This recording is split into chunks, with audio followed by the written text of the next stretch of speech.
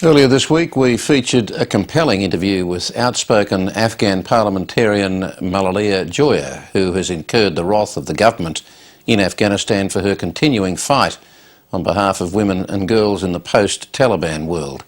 Tonight we feature another compelling personal story of struggle against the odds, but one with an Australian connection. After almost 3 decades of bloody conflict, Afghanistan has one of the highest rates of widowhood in the world, and more than 1.5 million orphans. In a nation with no government welfare, it takes a brave woman to roll up her sleeves and dedicate her life to fixing the problem. But that's what Sydney woman Mahbobas has promised to do. For 10 years she's travelled Australia raising money to feed, house and support the orphans and widows of Afghanistan. Last month she returned to her homeland after a 2-year absence, only to find life on the streets is tougher than ever. Virginia Hausiger travelled with her.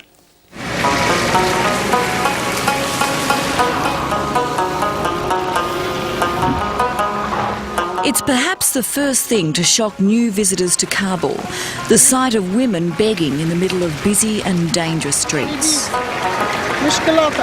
why is she here? She's got 7 children and she haven't got a husband. And she have no food and nothing to feed the children. And she said, I have no other option but to come here. There are over 2 million widows in Afghanistan. Most of them are illiterate and unemployed. Here, there's no such thing as social welfare or government handouts. One of these women has just recently given birth, but she has no milk for her baby. From all the morning, that's my income. How much is that? That's about 20 rupees. It's not enough money to buy milk or tea. She says she'll stay here begging till dark. The other one have about 8 kids and her husband died. Mahbobas is an extraordinary woman who has set herself a seemingly impossible task to help rebuild the broken and desperate lives of Afghan women left destitute by war. We have about 500 widows that we're supporting, and there's no other door for them to go. She's opened doors and built homes not just for widows, but for Afghanistan's orphans. Mahbobas' biggest project, set on the outskirts of Kabul, boasts the proud name of Hope House. It's home to 106 of the happiest and luckiest orphans in Afghanistan. And all this is thanks to the generosity of Australians. 5 cents. Should I do this 50 cents? Yeah. Put them aside. Put all of your 50 cents. Rosh, put all your 50 cents. Mahbobas' journey began 10 years ago with a small donation and a big idea. It all started in the lounge room of her rented home in Sydney's North Ryde. The 7:30 report first met Mahbobas in late 2001. Back then, as an active member of Sydney's Afghan community, she ran English classes for immigrants. Once a refugee herself, Mahbobas was still in contact with relatives who'd fled to the camps of Pakistan. I received a letter, they're saying 25 children dying every day. The living condition of these children is very bad. They need money, they need food, they need clothes. That heartfelt appeal for help led to Mahbobas' first collection and the birth of her charity, Mahbobas' Promise. You know, it's very, very difficult. I know exactly the pain they've been through. Hunted down for being a student activist to the age of 14, Mahbobas hid from the occupying Soviet soldiers in an underground Kabul basement for 20 days.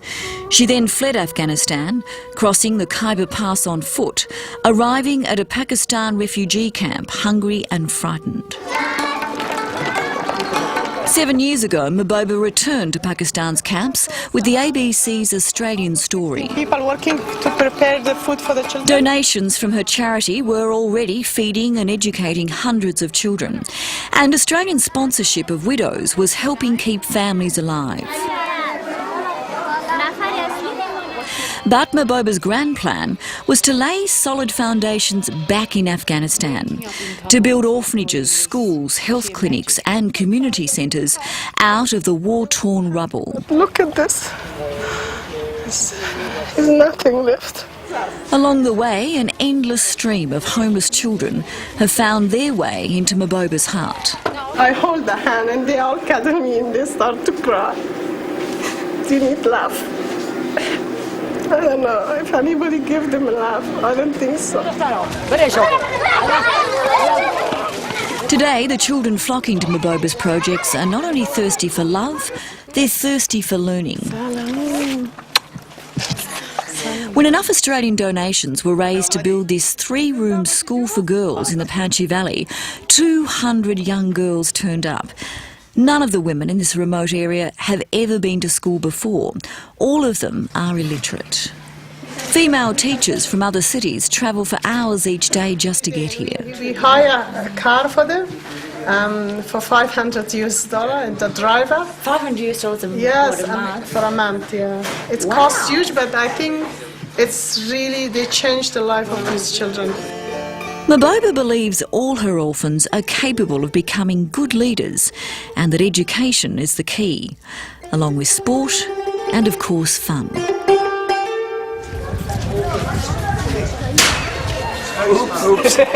Last month, soldiers from the Australian Army came along to visit Hope House.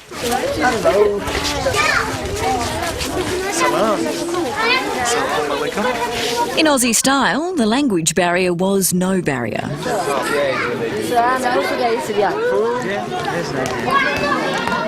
And in a first for Hope House, the Australian ambassador also visited to say salam. Yes, hi, nice to see you. Thank you so much for coming. You're welcome. Hello. Donations from the Australian Embassy have helped run a 6-month tailoring course for widows at Hope House. We teach them how to become self-sufficient and make clothing, or just to be able to do something with their hand because they're not educated. On graduation day, the pride at the new trainees is palpable.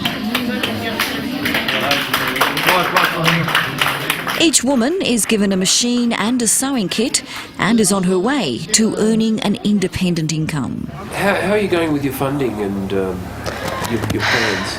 Recently, I'm really struggling because bushfire happened in Australia, and then people just give it to bushfire, Sure. and then NGOs like myself really suffer. The economic downturn has also resulted in Australian donations drying up. Mahboba's recent trip to Afghanistan was supposed to deliver some bad news to some of her charity projects. I have another orphanage in Shara now, Yes. and I want to close that. Right. But when I go there with Virginia and everyone and we look at the children, was 35 kids, I just can't close it. Yeah. The Chananao orphanage is run by Mahboba's uncle Haji. For the past 5 years, it's housed, fed, clothed and educated 35 kids at a cost of around $30,000 a year, all provided by Australian sponsors. But with sponsors dropping off, it's projects like this that face the axe.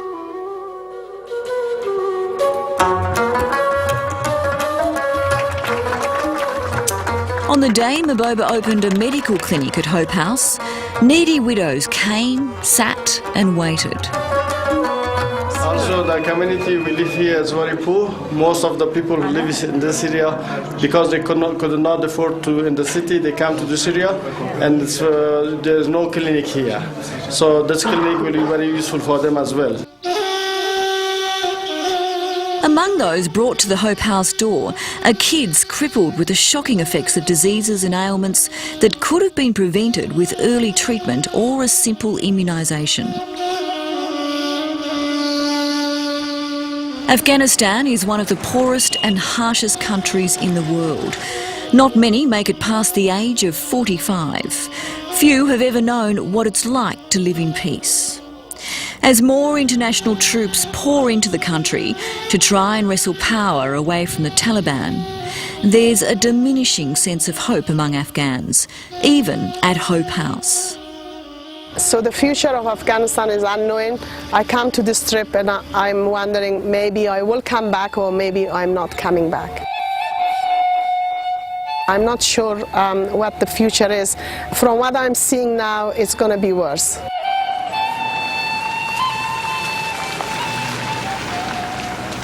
That report from Virginia Hausiger with pictures and sound by Armin Palangi.